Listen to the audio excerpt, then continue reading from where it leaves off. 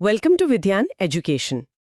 आज की इस बेहद खास चर्चा में हम एक ऐसी यात्रा पर निकलने वाले हैं जिसे हमने नाम दिया है यात्रा 1, प्राचीन इतिहास की नींव। बिल्कुल। हम इतिहास को एक टाइम मशीन की तरह देखने वाले हैं। हाँ, एक टाइम मशीन। और हमारा ध्यान केवल इस बात पर नहीं होगा कि क्या हुआ था, बल्कि हम गहराई में जाकर ये समझेंगे कि वो क्यों महत्वपूर्ण है। बिल्कुल। तो चलिए सबसे पहले समय के मानकीकरण या टाइमलाइन को सेट करने से शुरुआत करते हैं।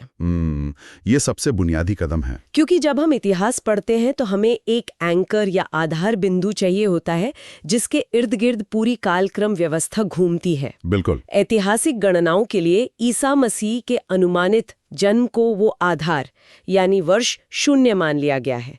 अब जो लोग इतिहास पढ़ते हैं वो इस गणित से वाकिफ हैं। हाँ, कि आधार बिंदु से पीछे जाने पर गिनती उल्टी चलती है। हाँ, और आगे आने पर सीधी। लेकिन आज के समय में जो सबसे बड़ा बदलाव हम देख रहे हैं वो है बीसी और एडी की जगह बीसीई और सीई का बढ़ता उपयोग। और ये बदलाव केवल शब्दों का खेल नहीं है। ये इतिहास के अध्ययन को देखने का एक पूरा नया नजरिया है।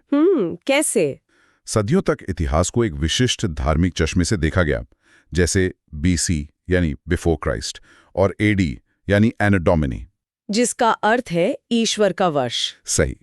लेकिन जैसे जैसे शोध वैश्विक और वैज्ञानिक होते गए, इतिहासकारों ने महसूस किया कि दुनिया के इतिहास को किसी एक धर्म के आधार पर मापना पूरी तरह से निष्पक्ष नहीं है। तो इसीलिए बीसीई और सीई का उपयोग शुरू हुआ। बिल्कुल। बीसीई यानी बिफोर द कॉमन एरा और सीई यानी कॉमन एरा।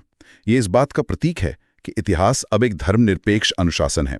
गणित वही है, लेकिन संदर्भ समावेशी हो गया है। ये बहुत महत्वपूर्ण बात है।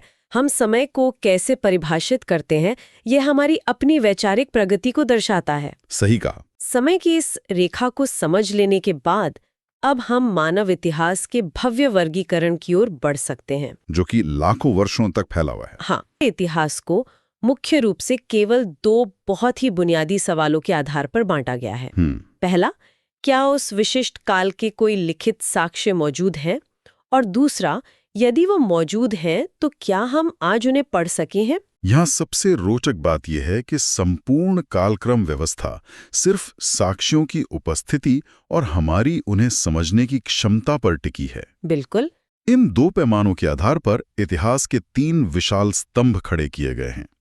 पहला है प्रागैतिहासिक काल या प्री हिस्टोरिक पीरियड, जहां कोई लिखित रिकॉर्ड नहीं है। हाँ, इंसान ने लिखना शुरू ही नहीं किया था। हमारी पूरी समझ केवल उनके पत्थरों के औजारों और गुफा चित्रों पर निर्भर है। यह सबसे लंबा कालखंड है। और दूसरा स्तंभ है आद्य ऐतिहासिक काल या प्रोटो हिस्टोरिक पीरियड। ये एक तरह का ट्रांजिशनल ब्रिज है। यहाँ इंसान ने लिपियों का विकास कर लिया था, लेकिन दुर्भाग्य से हमारे लिए वे लिपियां आज भी एक रहस्य है। हम उन्हें पढ़ नहीं सके हैं। और अंत में आता है तीसरा स्तंभ, ऐतिहासिक काल या हिस्टोरिक पीरियड, जहां हमारे पास प्रचुर मात्रा में लिखित साक्ष्य हैं और हम उन्हें सफलतापूर्वक पढ़ भी सकते हैं। यानी लिखना मानव सभ्यता की सबसे बड़ी तकनीक रही है। बिल्कुल। लेखन ने विचारों को अमर कर दिया, लेकिन इस तकनीक तक पहुंचने से पहले इंसान ने एक लंबी यात्रा तय की है, जिसे समझने के लिए हमें उस पहले स्तंभ यानी प्रागैतिहासिक काल की गहराइयों में उतरना होगा। पाषाण काल। हाँ, इस प्रागैतिहासिक काल का सबसे बड़ा हिस्सा पाषाण काल है। इसे मुख्य रूप से 3 चरणों में बांटा गया है: पुरा पाषाण काल, मध्य पाषाण काल और नव पाषाण काल। जब मानव पूरी तरह प्रकृति पर निर्भर था। बिल्कुल। और जब हम पुरा पाषाण काल यानी पैलियोलिथिक एज की बात करते हैं तो यह लगभग 25 लाख वर्ष पूर्व से लेकर 10,000 BCE तक फैला है। ये आंकड़ा अपने आप में चौंकाने वाला है। मानव इतिहास का 99% हिस्सा सिर्फ इसी काल में बीत गया। यहाँ बात बहुत दिलचस्प हो जाती है। लाखों वर्षों तक इंसान केवल पत्थरों को तराश कर औजार बनाना सीख रहा था। उसकी पूरी ऊर्जा सिर्फ शिकार करने और सर्वाइवल में लग जाती थी। हाँ, और इस 25 लाख साल के विशाल कालखंड को एक साथ समझना असंभव है। इसीलिए शोध इसे 3 उपभागों में बांटते हैं: निम्न, मध्य और उच्च पुरापाषाण काल।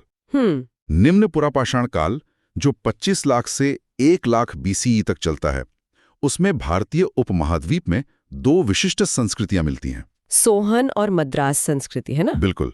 उत्तर पश्चिम में सोहन संस्कृति, जो नदी के गोल पत्थरों से बनाए गए चॉपर औजारों के लिए जानी जाती है, और दक्षिण में मद्रास संस्कृति, जहां हमें हैंड एक्स या कुल्हाड़ी जैसे बेहतर औजार मिलते हैं। मद्रास संस्कृति के औजारों में एक समरूपता है। हाँ, जो दिखाती है कि पत्थर तोड़ने से पहले ही उनके दिमाग में एक आकार की कल्पना मौजूद थी। ये संज्ञानात्मक विकास का बहुत बड़ा सबूत है। ये सोचना अद्भुत है कि एक पत्थर को सही आकार देना उस समय का सबसे बड़ा आविष्कार था। बिल्कुल था। इसके बाद मध्यपुरा पाषाण काल आता है, जो 1 लाख से 40,000 BCE तक रहा, जहां औजार थोड़े छोटे और धारदार होने लगे। और फिर उच्च पुरा पाषाण काल, जो 40,000 से 10,000 BCE तक चला।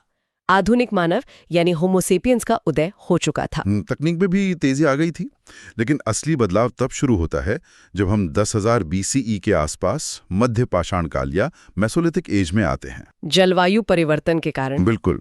दुनिया गर्म हो रही थी, बड़े जानवरों की जगह छोटे और तेज जानवरों ने ले ली थी, इसलिए बड़े पत्थर काम नहीं आ रहे थे। तो उन्होंने माइक्रोलिथ्स बनाना शुरू किया। हाँ, बहुत छोटे और नुकीले पत्थर के औजार, जिन्हें लकड़ी या हड्डी में फंसाकर तीर या भाले की तरह इस्तेमाल किया जा सके। और इसके बाद 6000 BCE से नवपाषाण काल या न्यूलिथिक एज आता है, जिसने इतिहास की दिशा हमेशा के लिए बदल दी। क्योंकि इंसान ने कृषि की खोज कर ली थी। कृषि की शुरुआत कोई छोटी घटना नहीं थी। जब खेती शुरू हुई तो फसलों की देखभाल के लिए एक ही जगह पर टिक कर रहना पड़ा। खानाबदोश जीवन का अंत। हाँ, पहली स्थायी बस्तियां बसनी शुरू हुईं। अतिरिक्त भोजन का मतलब था कि समाज के कुछ लोग खेती के अलावा अन्य काम कर सकते हैं, जैसे बर्तन बनाना या व्यापार करना। यहीं से सभ्यता के बीज बोए गए। और इन्हीं बस्तियों ने धीरे धीरे उस युग को जन्म दिया जिसे हम आद्य ऐतिहासिक काल कहते हैं, जो 3000 से 600 BCE तक का समय है। इंसान गुफाओं से बाहर निकलकर जटिल सामाजिक संरचनाएं बना रहा था। इस काल में हमारे शोध पत्रों में 3 प्रमुख संस्कृतियों का उल्लेख मिलता है। पहली ताम्र पाषाण संस्कृति या चाल्कोलिथिक एज है। हाँ, इंसान ने पहली बार पत्थर के साथ धातु का उपयोग सीखा, और वो पहली धातु तांबा थी, एक तकनीकी क्रांति। दूसरी महत्वपूर्ण संस्कृति महापाषाण या मेगालिथिक संस्कृति है, जो मुख्य रूप से दक्षिण भारत में पाई जाती है। महा यानी विशाल और पाषाण यानी पत्थर। बिल्कुल। ये लोग अपने मृतकों को दफनाने के बाद विशाल पत्थरों के घेरे बनाते थे। इतने भारी पत्थरों को काटकर एक विशिष्ट आकार में खड़ा करना, ये गहरे सहयोग और जटिल धार्मिक मान्यताओं को दर्शाता है। और फिर आती है इस काल की सबसे उन्नत संस्कृति, सिंधु घाटी सभ्यता, जो शहरी नियोजन का एक चमत्कार थी। पकी हुई ईंटों के घर, ग्रिड सिस्टम वाली सड़कें, बेहतरीन जल निकासी। लेकिन इसे जो चीज आद्य ऐतिहासिक बनाती है वो है उनकी लिपि, जो पढ़ी नहीं जा सकी है। वे मोहरों पर लिख रहे थे, उनके पास भाषा थी, लेकिन वो लिपि आज हमारे लिए एक बंद ताले की तरह है। हम नगर योजना देख सकते हैं, विचार नहीं पढ़ सकते। वह अनपढ़ी लिपि इतिहास की एक बड़ी पहेली है। लेकिन जब हम आद्य ऐतिहासिक काल की बात कर रहे हैं तो हमारे नोट्स एक और दिलचस्पी पहेली की ओर इशारा करते हैं। वैदिक काल। हाँ, वैदिक काल। जो लोग इतिहास समझते हैं वे जानते हैं कि ये एक तरह का ऐतिहासिक रहस्य या अपवाद है। ये इतिहास के सख्त पैमानों को चुनौती देता है। ये सचमुच एक ऐतिहासिक अनोमली है। वैदिक काल भारतीय दर्शन और संस्कृति का मूल आधार है, लेकिन पुरातात्विक वर्गीकरण के अनुसार ये उलझन पैदा करता है। जिस समय ऋग्वेद की रचना हुई उस समय लिखने की कला मौजूद नहीं थी। कोई भौतिक लिखित साक्ष्य नहीं है जिससे जमीन से खोद कर निकाला जा सके। तो तकनीकी रूप से इसे प्रागैतिहासिक होना चाहिए। लेकिन हम इसे प्रागैतिहासिक नहीं कह सकते। इसमें एक विकसित सभ्यता, दर्शन और ब्रह्मांड विज्ञान का अत्यंत विस्तृत वर्णन है। बिल्कुल। वेद पीढ़ी दर पीढ़ी श्रुति परंपरा के माध्यम से मौखिक रूप से आगे बढ़े। ध्वनियों और उच्चारण का इतना सटीक विज्ञान विकसित किया गया कि हजारों साल तक एक शब्द का भी बदलाव नहीं हुआ। और यही बात इसे असाधारण बनाती है। हमारे पास एक विशाल लिखित जानकारी का भंडार है, लेकिन मूल समय का कोई भौतिक साक्ष्य नहीं है। इसलिए इतिहासकार इसे किसी एक बॉक्स में फिट करने में संघर्ष करते हैं। हाँ, लेकिन जैसे ही हम 600 BC के आसपास पहुंचते हैं, धुंध छटने लगती है। हाँ, 600 BCE से लेकर वर्तमान तक के समय को हम स्पष्ट रूप से ऐतिहासिक काल मानते हैं। यहाँ महाजनपदों का उदय हुआ, मगध जैसे साम्राज्य बने, बौद्ध और जैन धर्म का उद्भव हुआ, और यहाँ से स्पष्ट लिखित साक्ष्य हैं। अशोक के शिलालेख, सिक्के, ग्रंथ और लिपियों को सफलतापूर्वक पढ़ा जा चुका है। अगर हम इसे व्यापक संदर्भ में देखें तो ये ऐतिहासिक काल हमारी भौगोलिक और सांस्कृतिक पहचान के निर्माण का भी समय है। इसी काल में उपमहाद्वीप को वो नाम मिले जो आज हमारी पहचान है। यह देखना दिलचस्प है कि भू राजनीति और भाषा ने इन नामों को कैसे आकार दिया। सबसे पुराना स्वदेशी नाम भारत है। ऋग्वेद में भरत कबीले का उल्लेख है और बाद के महाकाव्यों में पूरे भूभाग को भारतवर्ष कहा गया, जो इस भूमि की सांस्कृतिक निरंतरता से उपजा है। इसके बाद इंडिया नाम आता है, जो हमें बाहर से देखने वालों का नजरिया बताता है। ग्रीक लोगों की देन। हाँ, जब ग्रीक यात्री उत्तर पश्चिम से आए तो उनका सामना सिंधु नदी से हुआ। उनकी भाषा में सिंधु का उच्चारण इंडस हो गया और उसी के आसपास की भूमि को इंडिया नाम दे दिया गया। और तीसरा महत्वपूर्ण नाम है हिंदुस्तान। ये नाम फारसी और अरबी इतिहासकारों के माध्यम से लोकप्रिय हुआ।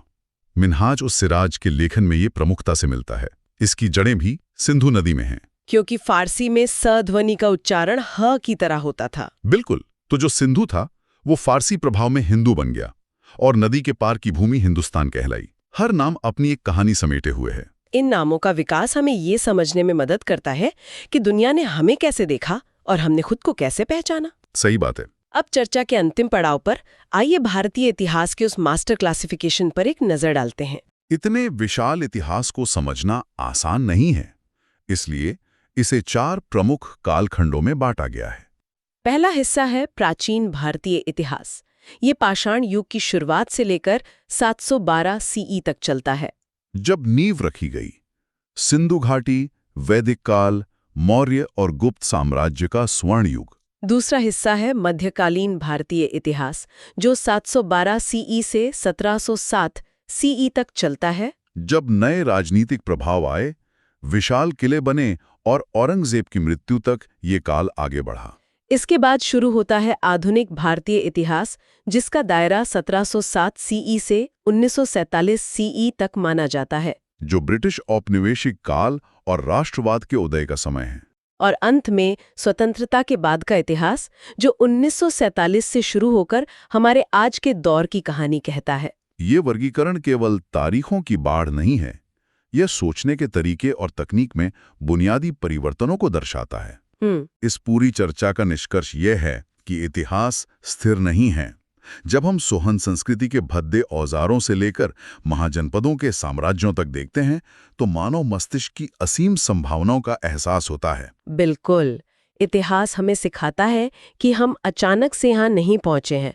हर पत्थर का औजार, हर अनपढ़ी लिपि और हर श्लोक उस इमारत की एक ईंट है जिसमें आज हम रह रहे हैं। सही कहा। आज हमने ज्ञानी मीमांसा को समझा, समय मापना सीखा और भारतीय उपमहाद्वीप की यात्रा देखी।